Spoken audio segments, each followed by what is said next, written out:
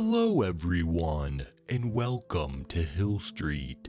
Today's story is Scared of Getting Old? You Should Be, by Do Mud 1461. If you end up enjoying this story, please leave a like, and if you enjoy hearing stories from me, please subscribe and become a resident of Hill Street, and let me know how I'm doing in the comments. Now, let's get to this nightmare. I'm a receptionist, but not just any old paper pusher you'd find at your local dentist or doctor. No, I take care of the front desk at our town's local police station. Much more intense. Which one? Yeah, nice try. I don't need anyone else harassing me on top of the regulars we already see on the daily. Plus, you're not going to want to visit after you hear what lurks in these parts. The station was already up to its neck in paperwork on this particular week. You see, multiple bodies had been found in the woods. Every time a new one was discovered, the workload increased. We weren't too worried about these corpses at first. I know it sounds crazy when I put it like that. How can one, let alone the police force, not be concerned about dead people popping up?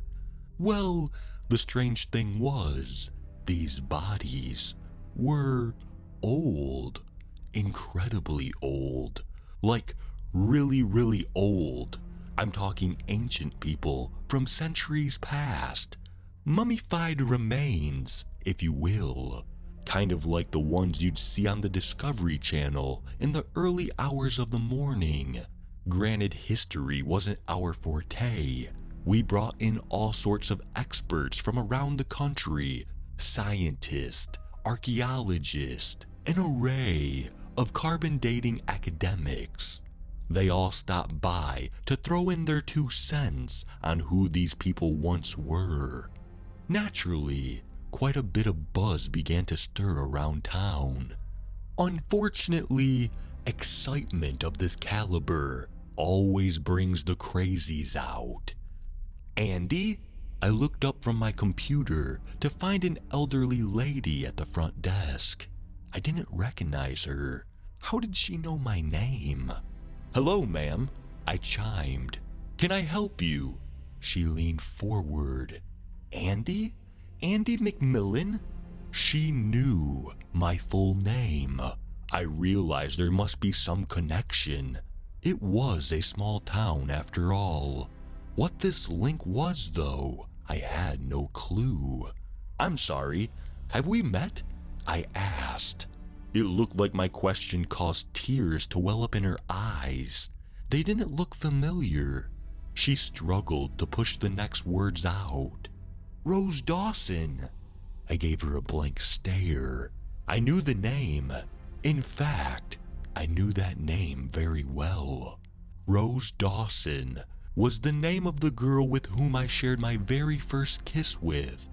Although this was close to 10 years ago. I hadn't seen her since school ended, but I knew she was still living nearby. For a brief second, everything seemed to click into place.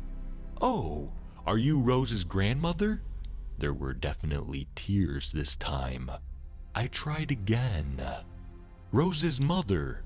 The salty water started to stream down her face. "It's me, Andy. I'm Rose Dawson." I must have given off the impression that I thought she was nuts. The lack of words coming out of my mouth didn't help either. I mean, can you blame me? She sounded completely loony. The Rose Dawson I knew was the same age as me. I knew that as a fact. The old lady doubled down. "Listen to me, Andy. You have to get people out of this town. All of those bodies in the woods. I know what happened to them. It happened to me. I saw it." I attempted to defuse the situation. The lady was quickly getting frantic and confused. Ma'am, it's all right. I need you to calm down so we can help. She put a hand to her head. Stop calling me ma'am. It's me, Rose. I pressed a button beneath my desk to call for some assistance. It looked like we were going to have to get in touch with a nursing home about a runaway patient. My fellow officers arrived and whisked her into the office. I told them to try and track down the real Rose to see if she could come in. There had to be a lead there. The station's entrance was quiet once again. I sat in the silence. It made me sad to think that one day I could deteriorate to that level of confusion. 10 minutes passed before the phone broke into a shrilling ring. I snatched at it. It was the boys from the office. They hadn't had much success with her either. She was still claiming to be Rose Dawson, and they hadn't managed to track the real one yet. Sounded like they were going to be in a rough afternoon. That being said, she had elaborated on her story a bit more. She claimed there was a creature roaming the outskirts of town.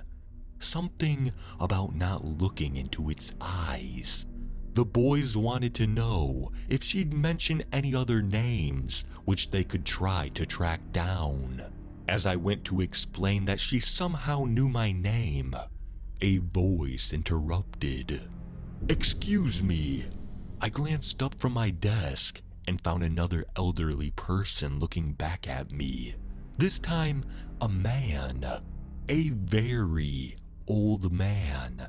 It looked like his skin was vacuum sealed to his face. His skeletal frame was clearly visible.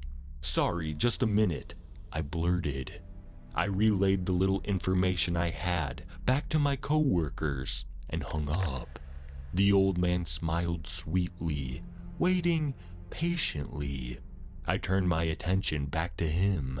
Sounds like you got quite the pickle there. He chuckled. It's been quite the day, quite the week actually. I sighed.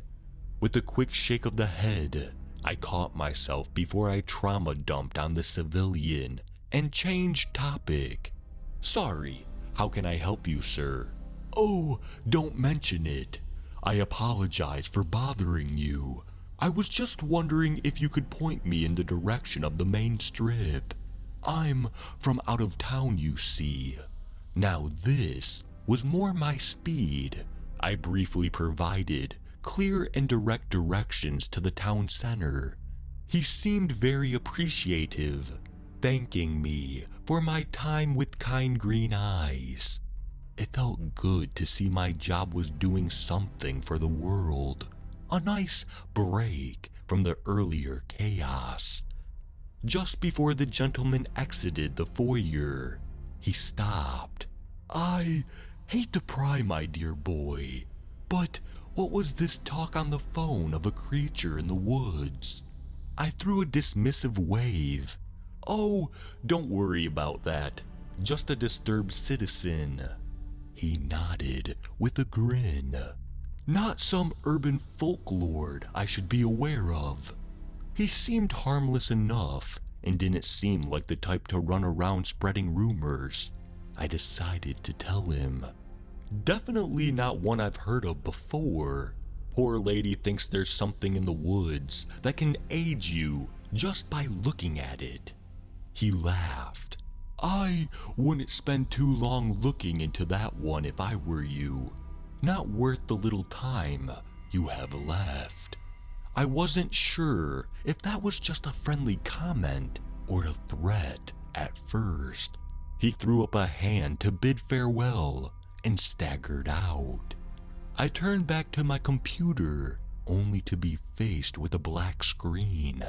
It must have gone to sleep when I was distracted. Low power mode to save energy. I wish I had some energy after my exhausting week. I felt like I aged 60 years. I caught a glimpse of my reflection in the screen's glass and realized I had